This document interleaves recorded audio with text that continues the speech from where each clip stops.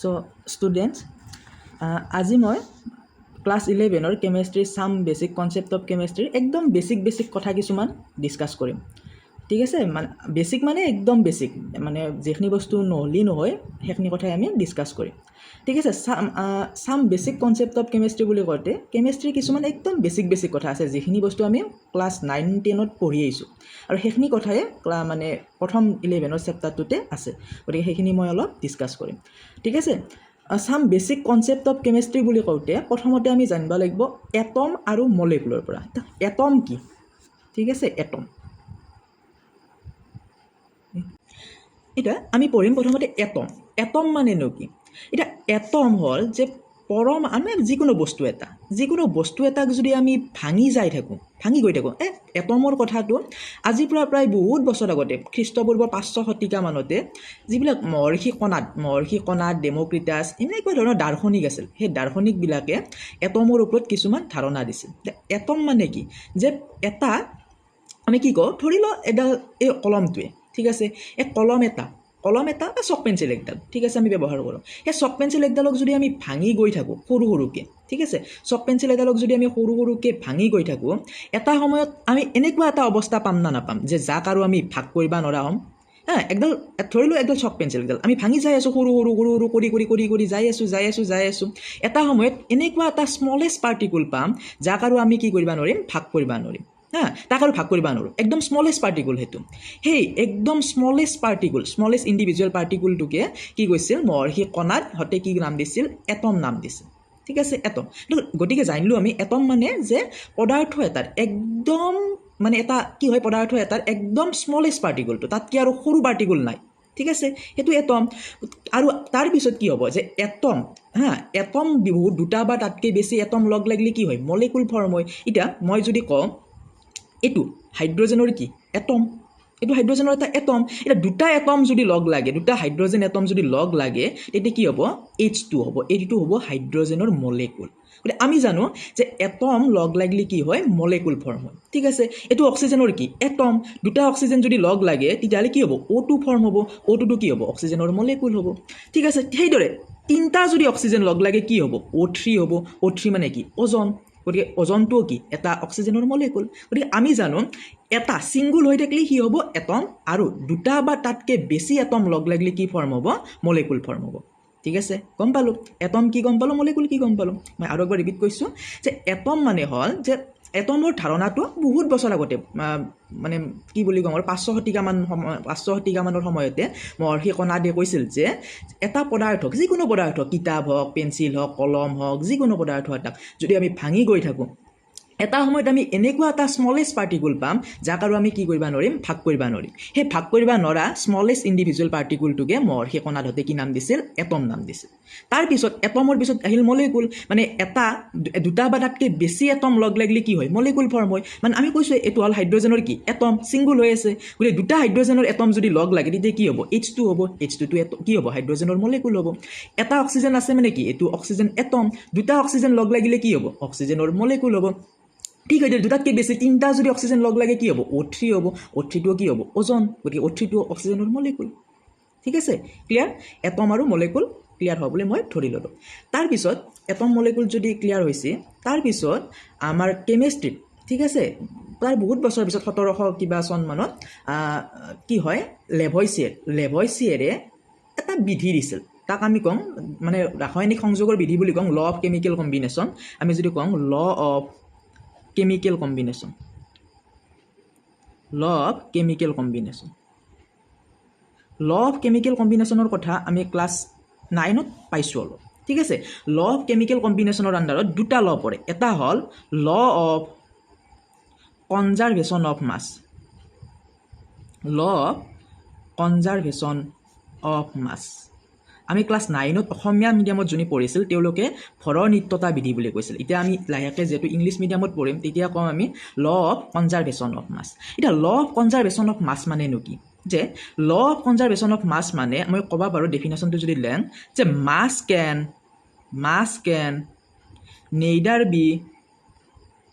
neither be created nor destroyed. Mass can neither be created nor destroyed কি ক'লোঁ মই যে ল অফ মাছ কনজাৰ্ভেশ্যন বা law of conservation of মাছত কি কয় লটো মাছ can neither be created nor destroyed মানে এটা কেমিকেল ৰিয়েকশ্যনত মাছটো ক্ৰিয়েটো হ'ব নোৱাৰে ডেষ্ট্ৰয়ো হ'ব নোৱাৰে মানে কি ক'লোঁ এতিয়া চাবা মই এটা এক্সাম্পল এটা দিছোঁ ধৰি ল'লোঁ হাইড্ৰজেন গেছ আৰু অক্সিজেন গেছ লগ লাগিলে কি হয় পানী প্ৰস্তুত হয় কি হয় হাইড্ৰজেন আৰু অক্সিজেন গেছ লগ লাগি পানী প্ৰস্তুত হয় আমি জানো সৰুতে পঢ়িছোঁ এতিয়া কি হয় যে ল অফ কনজাৰ্ভেশ্যন অফ মাছে কি কয় যে কাচিনৰ চাবা এইটো এটা কেমিকেল ৰিয়েকশ্যন ৰাসায়নিক বিক্ৰিয়া এটা তাৰে আমি জানিব লাগিব যে কাচিনৰ আগৰ যিখিনি এটম বা মলেকুল আছে কাচিনৰ এইটো ছাইডৰখিনি ঠিক আছে ইয়াক আমি কওঁ কি বুলি কওঁ ৰিয়েক্টেণ্ট বুলি কওঁ কি বুলি কওঁ ৰিয়েক্টেণ্ট আমি অসমীয়াত যদি অসমীয়া মিডিয়ামত পঢ়িছিলা তাক আমি কৈছিলোঁ বিক্ৰিয়ক পদাৰ্থ ঠিক আছে আৰু ইংলিছত আমি ক'ম ৰিয়েক্টেণ্ট আৰু যিটো বস্তু উৎপন্ন হোৱা পদাৰ্থটোক আমি কি বুলি কওঁ প্ৰডাক্ট বুলি কওঁ তাক আমি ক'ম ইংলিছত অসমীয়াত কৈছিলোঁ আমি বিক্ৰিয়াজাত পদাৰ্থ বুলি আৰু এতিয়া ইংলিছত আমি ক'ম প্ৰডাক্ট বুলি ঠিক আছে এতিয়া যে কি হয় লেভয়ছিয়াৰে যিটো ল দিছিল ঠিক আছে লেভয়ছিয়াৰে যিটো ল দিছিল লেভয়ছিয়াৰে কৈছিল যে in a chemical reaction mass can neither be created nor destroyed মানে ৰাসায়নিক বিক্ৰিয়া এটাত ৰিয়েক্টেণ্ট আৰু প্ৰডাক্টৰ ভৰটো মাছটো ছেম হৈ থাকিব লাগিব এতিয়া চাবা ঠিক আছে ছেম কেনেকৈ হ'ব চাবাচোন মই এতিয়া কথা এটা কৈ দিছোঁ ঠিক আছে হাইড্ৰজেন গেছ আৰু অক্সিজেন গেছ লগ লাগিলে পানী প্ৰস্তুত হয় ধৰি লৈছোঁ দেই মই একদম এটা এক্সাম্পল দিছোঁ হাইড্ৰজেন গেছতো হাইড্ৰজেন এটমবিলাকৰতো ভৰ আছে নে নাই হাইড্ৰজেন এটমৰ ভৰ হ'লে এটমিক মাছ মানে মলেকুলাৰ ভৰ হ'লে মলেকুলাৰ মাছ এইবিলাকো আমি পঢ়িম পিছত ঠিক আছে এতিয়া মই যদি কওঁ ধৰি ল'লোঁ হাইড্ৰজেন মলেকুলটোৰ ভৰ 10 কেজি এনেই ধৰি লৈছোঁ দেই মই ধৰিহে লৈছোঁ 10 কেজি নহয় মই ধৰি লৈছোঁ হাইড্ৰজেন মলেকুলটোক H2 মলেকুলটোৰ ভৰ 10 কেজি মাছ 10 কেজি O2 মলেকুলটোৰ মাছো কিমান ধৰি লৈছোঁ আমি কিমান ধৰি লৈছোঁ 10 কেজি বুলি ধৰি লৈছোঁ হাইড্ৰজেন মলেকুলটোৰ ভৰ 10 কেজি আৰু O2 মলেকুলটোৰ ভৰ 10 কেজি এতিয়া যে হাইড্ৰজেন গেছ আৰু অক্সিজেন গেছ লগ হৈ পেলাই যিটো H2 পানী নামৰ ৱাটাৰ নামৰ যিটো প্ৰডাক্ট উৎপন্ন হৈছে তাৰ প্ৰডাক্টৰ ভৰো কিমান হ'ব লাগিব 20 কেজি হ'ব লাগিব মানে 10 কেজি হাইড্ৰজেন গেছ আৰু 10 কেজি অক্সিজেন গেছ লগ লাগি কি হয় 20 কেজি পানী প্ৰস্তুত কৰিব লাগিব H2 নামৰ মলেকুল প্ৰস্তুত কৰিব লাগিব এতিয়া যদি 10 কেজি হাইড্ৰজেন গেছ আৰু 10 কেজি অক্সিজেন গেছ লগ লাগি ফেলে ধৰি লৈছোঁ উৎপন্ন কৰিলা কিমান 18 কেজি পানী উৎপন্ন কৰিলা এইটো পচিবল হ'ব নেকি ঠিক আছে আৰু যদি 18 কেজি পানী মানে কি হৈছে প্ৰস্তুত 10 কেজি হাইড্ৰজেন গেছ আৰু 10 কেজি অক্সিজেন গেছ লগ হৈ 18 কেজি পানী প্ৰস্তুত কৰিছে তেতিয়াহ'লে মাছ কি হ'ব ডেষ্ট্ৰয় হ'ব কমি গৈছে মাছটো প্ৰডাক্টৰ মাছটো কি হ'ব কমি গৈছে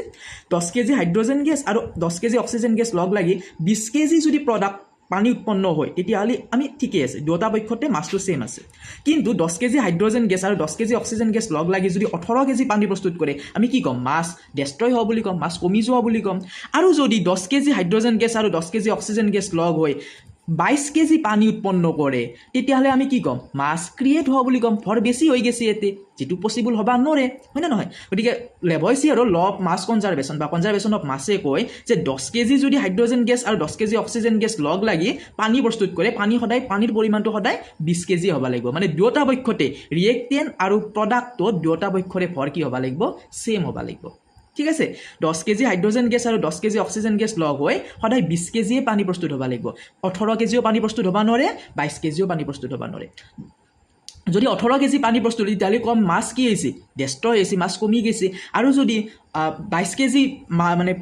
ৱাটাৰ প্ৰস্তুত হয় তেতিয়াহ'লে আমি কম যে মাছ কি হৈছে ক্ৰিয়েট হৈছে ভৰটো বেছি হৈ গৈছে যিটো পচিবল নহয় গতিকে সেইকাৰণে আমি এটা কেমিকেল ৰিয়েকশ্যনক কি কৰোঁ বেলেঞ্চ কৰোঁ ঠিক আছে সমান কৰোঁ দুয়োটা পক্ষতে ধৰি লৈছোঁ দেই এতিয়া এইটো সমান হ'ব লগা হ'লে এই ৰিয়েকশ্যনটোৱে যদি মই লৈছোঁ হাইড্ৰজেন গেছ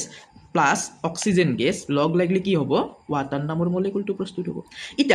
এতিয়া চাবা ইয়াত কাচিনৰ এইটো চাইডে ঠিক আছে ৰিয়েক্টেণ্টৰ চাইডে হাইড্ৰজেন কেইটা আছে দুটা আছে অক্সিজেনো কেইটা আছে দুটা আছে কিন্তু প্ৰডাক্টৰ ফালে কি আছে হাইড্ৰজেন দুটা আছে অক্সিজেন এটা আছে ঠিক আছে হাইড্ৰজেন বাৰু ৰিয়েক্টেণ্টৰ ফালেও দুটা আছে প্ৰডাক্টৰ ফালেও দুটা আছে ঠিকে আছে মিলি আছে হাইড্ৰজেন কিন্তু অক্সিজেন কি আছে ৰিয়েক্টেণ্টৰ ফালে দুটা আছে প্ৰডাক্টৰ ফালে কি আছে এটা আছে মানে প্ৰডাক্টত এটা অক্সিজেন কমি আছে মানে কি হৈ আছে ৰিয়েক্টেণ্টৰ ফালে ভৰটো কি হৈ আছে অট'মেটিকলি বাঢ়ি আছে কিন্তু প্ৰডাক্টৰ ফালে ভৰটো কি হৈ আছে মাছটো কি হৈ আছে কমি আছে গতিকে ইয়াক আমি কি কৰিব লাগিব ল অফ কনজাৰ্ভেশ্যন অফ মাছৰ মতে লেবইচাৰে কৈ গৈছে যে দুয়োটা পক্ষতে কি হ'ব লাগিব মাছটো ছেম হ'ব লাগিব সেইকাৰণে আমি কি কৰিম ইয়াক আমি কি কৰিম বেলেঞ্চ কৰিম বেলেঞ্চ কেনেকৈ কৰিম ইভাগে হাইড্ৰজেন দুটা আছে ইভাগেও হাইড্ৰজেন দুটা আছে ঠিকেই আছে কিন্তু ৰিয়েক্টেণ্টৰ ফালে আছে অক্সিজেন দুটা আৰু প্ৰডাক্টৰ ফালে আছে অক্সিজেন এটা গতিকে ইয়াৰ ফালে কি কৰোঁ প্ৰডাক্টৰ ফালে আমি 2 মাল্টিপ্লাই কৰি দিলোঁ দিয়াৰ লগে লগে অক্সিজেন দুটা হৈ গ'ল ঠিকেই আছে অক্সিজেন দুটা হৈ গ'ল ঠিক আছে অক্সিজেনৰ আগত 2 পূৰণ কৰি দিছোঁ মানে অক্সিজেন দুটা হৈ গ'ল কিন্তু হাইড্ৰজেন 2 গুণ কিমানটা হৈ গ'ল 4টা হৈ গ'ল বুজি পাইছে না নাই হাইড্ৰজেন 2 গুণ কিমান হৈ গ'ল 4টা হৈ গ'ল কিন্তু ৰিয়েক্টেণ্টৰ ফালে হাইড্ৰজেন কেইটা আছে দুটা আছে গতিকে ইয়াকো আগত যদি এই ৰিয়েক্টেণ্টৰ আগৰ হাইড্ৰজেনটোক যদি আমি 2 মাল্টিপ্লাই কৰি দিওঁ হাইড্ৰজেন কিমান হৈ যাব 4টা হৈ যাব গতিকে ৰিয়েক্টেণ্টত আছে হাইড্ৰজেন 4টা অক্সিজেন দুটা প্ৰডাক্টতো 2 গুণ হাইড্ৰজেন 4টা আৰু অক্সিজেন কিমানটা দুটা হৈ আছে গতিকে ৰিয়েক্টেণ্টত যিমানটা এটম আছে প্ৰডাক্টতো সিমানটাই এটম আছে যিটো ছেম নাম্বাৰ অফ এটম আছে গতিকে দুয়োটা পক্ষত ৰিয়েক্টেণ্ট আৰু প্ৰডাক্টত মাছটো কি হৈ আছে ছেম হৈ আছে হয় নে নহয় গতিকে কি হৈ আছে ল অফ মাছ কনজাৰ্ভেশ্যন বা law of conservation of mass ৰুলটো কি কৰি আছে মানি আছে ঠিক আছে ক্লিয়াৰ একদম ঠিক আছে ঠিক আছে এতিয়া আমি সেকেন্ড লটো ল অফ কেমিকেল কম্বিনেশ্যনৰ সেকেন্ড লটোক গিলে আহিছোঁ সেকেন্ড লটো কি আছিল ল অফ কনষ্টেণ্ট প্ৰপৰ্চন বা ল অফ ডেফিনিট প্ৰপৰ্চন বুলিও কয় ঠিক আছে এতিয়া ল অফ কনষ্টেণ্ট প্ৰপৰ্চনত কি আছে ঠিক আছে এতিয়া চাবা যে ল অফ কনষ্টেণ্ট প্ৰপৰ্চনে কয় যে এটা কেমিকেল ৰিয়েকশ্যনত কি হয় কেমিকেল ৰিয়েকশ্যন এটাত কি হয় যে যিটো কম্পাউণ্ড এটা কম্পাউণ্ড এটা তাত কম্পাউণ্ড এটাত কি হয় কম্পাউণ্ড কেনেকৈ ফৰ্ম হয় যে ইলেমেণ্ট লগ লাগিতো কম্পাউণ্ড ফৰ্ম হয় হয়নে নহয় এটা কম্পাউণ্ড ধৰি লওক H2O এটা কি কম্পাউণ্ড পানী এটা কি যৌগ হয়নে নহয় পানী এটা কম্পাউণ্ড গতিকে ইয়াত কি আছে ৱাটাৰ নামৰ কম্পাউণ্ডটো কেনেকৈ ফৰ্ম হৈছে তাত হাইড্ৰজেনৰ দুটা এটম আৰু অক্সিজেনৰ এটা এটম লগ লাগি ৱাটাৰ নামৰ কম্পাউণ্ডটো ফৰ্ম হৈছে হয়নে নহয় যে এটা কম্পাউণ্ড এটা কি হয় যে যিটো ইলেমেণ্ট থাকে সেই ইলেমেণ্টবোৰ কি হয় নিৰ্দিষ্ট এটা ভৰৰ অনুপাতত থাকে এটা ৰেচিঅ'ত থাকে কেনেকৈ ৰেচিঅ'ত থাকে চাবা এতিয়া মই কৈ আছোঁ এতিয়া মই যদি কওঁ H2O আমাৰ যিটো কম্পাউণ্ড আছে সেই H2O কম্পাউণ্ডত হাইড্ৰজেনৰ কেইটা এটম আছে দুটা এটম আছে গতিকে মই লিখিলোঁ 2 হাইড্ৰজেন দুটা আছে কাৰণে 2 লিখিছোঁ 2 হাইড্ৰজেনৰ এটমিক মাছটো জানো এটমৰ মাছক আমি কি কওঁ এটমিক মাছ বুলি কওঁ মলিকুলাৰ মাছক কি কওঁ মলিকুলাৰ মাছ বুলি ক'ম নে নকওঁ ঠিক আছে গতিকে হাইড্ৰজেন দুটা আছে কাৰণে মই লিখিলোঁ 2 হাইড্ৰজেনৰ এটমিক মাছ ইছটো মানে ৰেচিঅ'ৰ চিনটো দিছোঁ ঠিক আছে অক্সিজেন কেইটা আছে এটা আছে গতিকে আমি লিখিলোঁ 1 অক্সিজেনৰ এটমিক মাছ ঠিক আছে মই আকৌ কৈছোঁ ৰিপিট কৰিছোঁ হাইড্ৰজেন দুটা আছে কাৰণে লিখিলোঁ 2 হাইড্ৰজেনৰ এটমিক মাছ ৰেচিঅ' ইছটো অক্সিজেন এটা আছে কাৰণে 1 অক্সিজেনৰ এটমিক মাছ ঠিক আছে গতিকে 2 হাইড্ৰজেনৰ এটমিক মাছ কিমান এতিয়া এটমিক মাছৰ কথা জানিব লাগিব এটমৰ মাছক এটমিক মাছ বুলি কয় আমি পঢ়িম অলপ পিছত এটমিক মাছক ঠিক আছে গতিকে মনত ৰাখিবা হাইড্ৰজেনৰ এটমিক নাম্বাৰো 1 হাইড্ৰজেনৰ এটমিক মাছো 1 ঠিক আছে হাইড্ৰজেন 1 নম্বৰ মৌল আমি যি মৌল যদি যিবিলাক ইলেমেণ্ট আছে ইলেমেণ্টবিলাক যদি চাওঁ হাইড্ৰজেন হিলিয়াম লিথিয়াম বেৰিলিয়াম বৰন এনেকৈ যদি চাওঁ হাইড্ৰজেন কিমান নম্বৰত আছে 1 নম্বৰত আছে গতিকে হাইড্ৰজেনৰ এটমিক নাম্বাৰো 1 আৰু হাইড্ৰজেনৰ এটমিক মাছো 1 ঠিক আছে 2 হাইড্ৰজেনৰ এটমিক মাছ 1 লিখিলোঁ ইছটো 1 অক্সিজেনৰ এটমিক মাছ এতিয়া অক্সিজেনৰ এটমিক মাছ কিমান হ'ব অক্সিজেন কিমান নম্বৰ এলিমেণ্ট অক্সিজেন আমি যদি গণো hydrogen helium lithium beryllium boron carbon nitrogen oxygen কিমান নম্বৰত পাওঁ অক্সিজেনটোক 8 নম্বৰত পাওঁ গতিকে অক্সিজেনৰ এটমিক নাম্বাৰ হ'ল 8 গতিকে আমি কি কৰিম এটমিক নাম্বাৰটো ঠিক আছে 1 পৰা 20টা মৌলৰ ভিতৰত কিছুমান ক্ষেত্ৰত কিছুমানক মানে এটমিক নাম্বাৰটোক 2 মাল্টিপ্লাই কৰি দিলে আমি কি পাওঁ এটমিক মাছ পাওঁ আৰু কিছু ক্ষেত্ৰত এটমিক নাম্বাৰটোক 2 মাল্টিপ্লাই কৰাৰ উপৰিও তাৰে লগত 1 যোগ কৰিব লাগে গতিকে এটমিক মাছ পঢ়াতে মই ভালকৈ এখন কথা কৈ দিম ঠিক আছে অক্সিজেন এটমিক নাম্বাৰ হ'ল 8 গতিকে মানে কি হ'ব এটমিক নাম্বাৰক 2 মাল্টিপ্লাই কৰিলে কি পাম এটমিক মাছ পাম গতিকে অক্সিজেন হ'ল 8 নম্বৰ এলিমেণ্ট গতিকে তাক যদি 8ক 2 পূৰণ কৰোঁ আমি কি পাম এটমিক মাছ পাম গতিকে 8ক 2 পূৰণ কৰিলে কিমান হ'ব 16 হ'ব অক্সিজেনৰ এটমিক মাছ আমি কিমান পাইছোঁ 16 পাইছোঁ এখন যদি আমি কেলকুলেট কৰোঁ 2 গুণ কিমান 2 16 গুণ কিমান 16 এটা কি পালোঁ 2:16 পালোঁ ইয়াক আৰু আমি অলপমান কি কৰিব পাৰোঁ সৰু কৰি ল'ব পাৰোঁ গতিকে 2 আৰু 16 দুয়োটাকে কি হয় হৰণ যায় 2 হৰণ যায় কমন ফেক্টৰ গতিকে 2 যদি আমি হৰণ কৰি দিওঁ কিমান পাম 1:8 পাম গতিকে আমি কি পালোঁ যে পানী নামৰ যিটো কম্পাউণ্ড আছে পানীৰ নামৰ কম্পাউণ্ডটোত হাইড্ৰজেন আৰু অক্সিজেনৰ যিটো মাছৰ ৰেচিঅ' সেইটো কি 1:8 মানে পানীৰ অণুত 1 ভাগ কি আছে হাইড্ৰজেন আছে আৰু 8 ভাগ কি আছে অক্সিজেন আছে ক্লিয়াৰ হৈছে কি কৈছে যে পানীৰ অণুত আমি কি পালোঁ হাইড্ৰজেন আৰু অক্সিজেনৰ যিটো ভৰৰ অনুপাত মাছৰ যিটো ৰেচিঅ' পাইছোঁ সেইটো কি পাইছোঁ 1:8 পাইছোঁ গতিকে ইয়াৰ পৰা আমি কি বুজি পাওঁ যে ৱাটাৰৰ যিটো মলেকুল আছে মানে বা কম্পাউণ্ড আছে সেই কম্পাউণ্ডটোত হাইড্ৰজেন আৰু অক্সিজেনৰ মাছৰ ৰেচিঅ' কিমান 1:8 মানে পানীৰ অণুত 1 ভাগ আছে হাইড্ৰজেন আৰু কি আছে 8 ভাগ কি আছে অক্সিজেন আছে ঠিক আছে গতিকে আৰু এটা মই এক্সাম্পল লৈছোঁ কাৰ্বন ডাই অক্সাইড গেছ ঠিক আছে মই নেক্সট এটা এক্সাম্পল লৈ লৈছোঁ যে কাৰ্বন ডাই অক্সাইড নামৰ কম্পাউণ্ডটো লৈছোঁ এতিয়া কাৰ্বন ডাই অক্সাইড নামৰ কম্পাউণ্ডত কাৰ্বন আৰু অক্সিজেন ঠিক আছে কাৰ্বন ডাই অক্সাইড নামৰ কম্পাউণ্ডটো কেনেকৈ ফৰ্ম হৈছে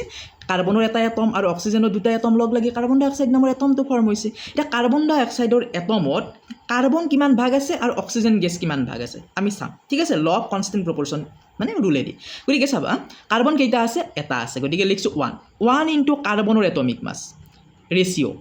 অক্সিজেন কেইটা আছে অক্সিজেন আছে আমাৰ দুটা গতিকে 2 লিখিছোঁ 2 ইনটু অক্সিজেনৰ কি এটমিক মাছ ঠিক আছে গতিকে 1 ইনটু কাৰ্বনৰ এটমিক মাছ কিমান কাৰ্বন হ'ল 6 নম্বৰ এলিমেণ্ট আমি যদি গণো hydrogen helium lithium beryllium boron carbon 6 number element গতিকে 6ক যদি আমি কি কৰোঁ 2 দি মাল্টিপ্লাই কৰি দিওঁ তেতিয়া কি পাম এটমিক মাছ পাম এটমিক নাম্বাৰক 2 দি পূৰণ কৰিলে কি পাম আমি এটমিক মাছ পাম গতিকে কাৰ্বন হ'ল 6 নম্বৰ এলিমেণ্ট তাৰ এটমিক মাছ কিমান 12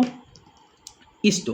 2 ইনটু অক্সিজেনৰ এটমিক মাছ কিমান অক্সিজেনৰ এটমিক মাছ অলপ আগতে আমি লিখিলোঁ কিমান 16 গতিকে 12 এগুণ কিমান 12 ইছটো 16 দুগুণ কিমান 32 এতিয়া এই দুটা ঠিক আছে 12 আৰু 32ক আমি অলপ সৰু কৰি ল'ব পাৰোঁ 12 আৰু 32 উভয়কে আমি কিহেদি হৰণ কৰিব পাৰোঁ 4 দি হৰণ কৰি দিব পাৰোঁ 4 দি 12 হৰণ কৰিলে কিমান পাম 3 পাম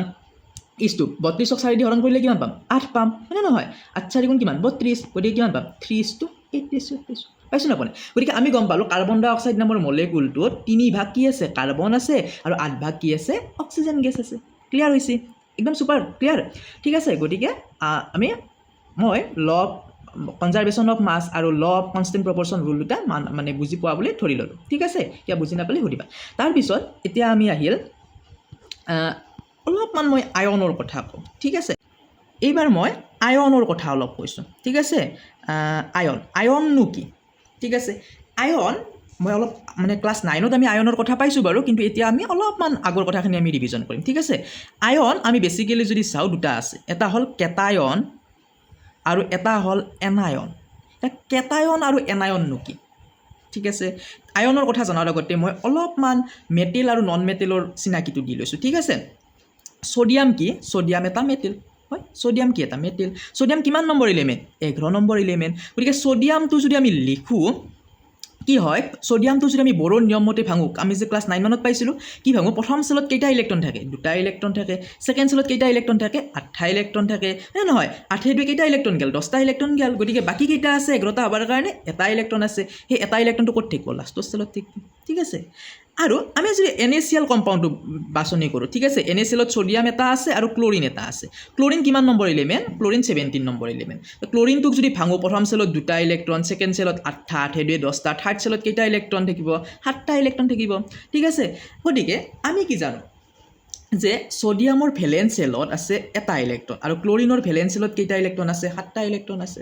গতিকে ছ'ডিয়ামটো মেটেল আৰু ক্লৰিনটো non metal metal non metal বুলি আমি কেনেকৈ জানিম ঠিক আছে মনত ৰাখিবা যে মেটেলবিলাকে সদায় তাৰ আউটাৰ মোষ্ট চেলত থকা ইলেক্ট্ৰনবিলাক ডনেট কৰি প্লাছ আয়ন গঠন কৰে পজিটিভ আয়ন গঠন কৰে ঠিক আছে আৰু নন মেটেলবিলাকে কি কৰে মেটেলে এৰি দিয়া ইলেক্ট্ৰনবিলাক নন মেটেলে কি কৰে একচেপ্ট কৰে গ্ৰহণ কৰি সদায় কি কৰে ঋণাত্মক নিগেটিভ আয়ন গঠন কৰে ঠিক আছে যদি ছ'ডিয়ামে কি কৰিব তাৰ আউটাৰ মোষ্ট চেলত থকা বা ভেলেন্স চেলত থকা এটা ইলেক্ট্ৰন ছ'ডিয়ামে কি কৰিব এৰি দিব ঠিক আছে ছ'ডিয়ামে এটা ইলেক্ট্ৰন কি কৰিলে এৰি দিলে ঠিক আছে তুমি কাৰোবাক 1 টকা এটা দিবা পাইছ তুমি ধনী হয়নে নহয় তুমি কাৰোবাক 1 টকা এটা দিবা পাইছ তুমি ধনী কাৰণে তুমি 1 টকাটো দিবা পাইছ তুমি ধনী মানে কি তুমি প্লাছ গতিকে ছ'ডিয়ামে যেতিয়া লাষ্টৰ চেলত থকা এটা ইলেক্ট্ৰন ডনেট কৰিব তেতিয়া ছ'ডিয়াম কি আয়ন গঠন হ'ব পজিটিভ 1 পজিটিভ আয়ন গঠন হ'ব এটা ইলেক্ট্ৰন ডনেট কৰিছে কি 1 পজিটিভ আয়ন ঠিক আছে ছ'ডিয়ামে লাষ্টৰ চেলত থকা এটা ইলেক্ট্ৰন ডনেট কৰিছে কাৰণে কি হ'ব ছ'ডিয়াম 1 পজিটিভ আয়ন গঠন কৰিল ঠিক আছে ক্লৰিনৰ আউটাৰ মোষ্ট চেলত কেইটা ইলেক্ট্ৰন আছে ক্লৰিনৰ আউটাৰ মোষ্ট চেলত আছে 7টা ইলেক্ট্ৰন মনত ৰাখিবা প্ৰতিটো ইলেমেণ্টৰে এটাই টেণ্ডেঞ্চি থাকে যে কিবাকে নহয় কিবাকে মই ধনী হ'ব লাগে ধনী কেনেকৈ হ'ব যদি লাষ্টৰ চেলটো ফুলফিল হৈ থাকে তেতিয়া এটা ইলেমেণ্টক কি বুলি কয় ধনী বুলি কয় কি বুলি কয় সম্ভ্ৰান্ত বুলি কয় ক্লৰিনৰ লাষ্টৰ চেলত আছে 7টা ইলেক্ট্ৰন ক্লৰিনৰ মানে 8টা হ'বৰ কাৰণে লাষ্টৰ চেলটো ফুলফিল হ'বৰ কাৰণে কেইটা ইলেক্ট্ৰনৰ দৰকাৰ এটা ইলেক্ট্ৰনৰ দৰকাৰ সেই ইলেক্ট্ৰনটো ক্লৰিনে ক'ৰ পৰা আনিব ছ'ডিয়ামৰ পৰা ধাৰে লৈ আহিব ছ'ডিয়ামে 1 টকাটো দান দি দিলাক না নাই দান দি দিলা কিন্তু সেই ছ'ডিয়ামে দান দিয়া ইলেক্ট্ৰনটো কি কৰিব ক্লৰিনে একচেপ্ট কৰিব একচেপ্ট কৰিছে মানে তাৰ যিমানেই টকা পইচা নাথাকক কিয় তোমাৰ যিমানেই টকা ধনী মানে টকা পইচা নাথাকক কিয় তুমি যদি কাৰোবাৰ পৰা ধাৰ খুজিব লগা হৈছে ধাৰে ল'ব লগা হৈছে তুমি সদায় দুখীয়া বুলিয়ে প্ৰমাণিত হ'বা গতিকে ক্লৰিনৰ যদিও লাষ্টৰ চেলত 7টা ইলেক্ট্ৰন আছে ক্লৰিনে এটা ইলেক্ট্ৰন কি কৈছে ছ'ডিয়ামৰ পৰা ধাৰে আনিছে ধাৰে অনাৰ কাৰণে ক্লৰিনৰ ওপৰত চাৰ্জ কি হ'ব নিগেটিভ চাৰ্জ হ'ব মনত ৰাখিবা এৰি দিলে সদায় ওপৰত পজিটিভ চাৰ্জ আৰু ধাৰে আনিলে একচেপ্ট কৰিলে সদায় ওপৰত কি হ'ব নিগেটিভ চাৰ্জ হ'ব ঠিক আছে ক্লিয়াৰ ছ'ডিয়ামৰ লাষ্টৰ চেলত থকা এটা ইলেক্ট্ৰন এৰি দিছে সেইকাৰণে এনে 1 পজিটিভ চাৰ্জ হৈছে কিন্তু ক্লৰিনে কি কৰিছে ছ'ডিয়ামে এৰি দিয়া ইলেক্ট্ৰনটো একচেপ্ট কৰিছে সেইকাৰণে ক্লৰিনৰ ওপৰত কি চাৰ্জ 1 নিগেটিভ চাৰ্জ ঠিক আছে এতিয়া মনত ৰাখিবা পজিটিভ চাৰ্জক সদায় আমি কি বুলি কওঁ কেটায়ন বুলি কওঁ যাৰ ওপৰত পজিটিভ চাৰ্জ আছে কি হ'ব সদায় কেটায়ন হ'ব মানে ছ'ডিয়াম কেটায়ন আৰু ক্লৰিনৰ ওপৰত নিগেটিভ চাৰ্জ আছে মানে ক্লৰিনটোক আমি কি বুলি ক'ম এনায়ন ঠিক আছে মানে নিগেটিভ চাৰ্জ মানে গম পাবা এনায়ন ঠিক আছে পজিটিভ চাৰ্জ হ'লে তাক আমি ক'ম কেটায়ন বুলি আৰু নিগেটিভ চাৰ্জ হ'লে তাক আমি কি ক'ম এনায়ন বুলি ক্লিয়াৰ হৈছে ঠিক আছে যেইটা ঠিক আছে আমি যদি বেলেগ এটা লওঁ মেগনেছিয়াম ইলেমেণ্টটো লওঁ মেগনেছিয়াম হ'ল 12 নম্বৰ ইলেমেণ্ট ঠিক আছে গতিকে মেগনেছিয়ামটো যদি ভাঙো প্ৰথম চেলত কেইটা ইলেক্ট্ৰন 2টা ছেকেণ্ড চেলত কেইটা 8টা 8 2 10টা গুচি গ'ল বাকী আছে 2টা 12টা হ'বৰ কাৰণে গতিকে লাষ্টৰ চেলত থাকিব 2টা ইলেক্ট্ৰন গতিকে মেগনেছিয়ামে কি কৰিব যিহেতু মেগনেছিয়ামো মেটেল মেগনেছিয়ামে কি কৰিব লাষ্টৰ চেলত থকা 2টা ইলেক্ট্ৰন কি কৰিব মেগনেছিয়ামে ডনেট কৰিছে মানে কি জানো আমি প্লাছ তুমি কাৰোবাক 2 টকা দিবা পাইছ মানে কি তুমি ধনী গতিকে মেগনেছিয়ামৰ 2টা ইলেক্ট্ৰন ডনেট কৰিছে যেইটা ডনেট কৰে সেইটা কি হ'ব পজিটিভ হ'ব এটা Mg2 পজিটিভ চাৰ্জ হ'ব এলুমিনিয়ামটো যদি একেদৰে লওঁ এলুমিনিয়াম 13 নম্বৰ ইলেমেণ্ট গতিকে এলুমিনিয়াম কিমান হ'ব প্ৰথম চেলত 2টা ইলেক্ট্ৰন ছেকেণ্ড চেলত 8টা আৰু থাৰ্ড চেলত কেইটা 3টা 8 2 10 10 3 13টা এলুমিনিয়ামৰ লাষ্টৰ চেলত থকা এলুমিনিয়ামে কি কৰিব 3টা ইলেক্ট্ৰন কি কৰিব ডনেট কৰিলে এলুমিনিয়াম কি হ'ব Al 3 পজিটিভ আয়ন গঠন হ'ব হয় না নহয় 3টা এটা ডনেট কৰিলে 1 পজিটিভ 2টা ডনেট কৰিলে 2 পজিটিভ 3টা ডনেট কৰিলে কি হ'ব 3 পজিটিভ ক্লিয়াৰ হৈছে ঠিক আছে এইখিনি হ'ল আয়নৰ ওপৰত বেছিক কথা আৰু বাকী নেক্সট ভিডিঅ'ত মই এটমিক মানে মলেকুলাৰ মাছ মোল কনচেপ্ট এণ্ড মলাৰ মাছ এইবিলাক চব ধুনীয়াকৈ ডিছকাছ কৰিম আজিলৈ ইমানেই ধন্যবাদ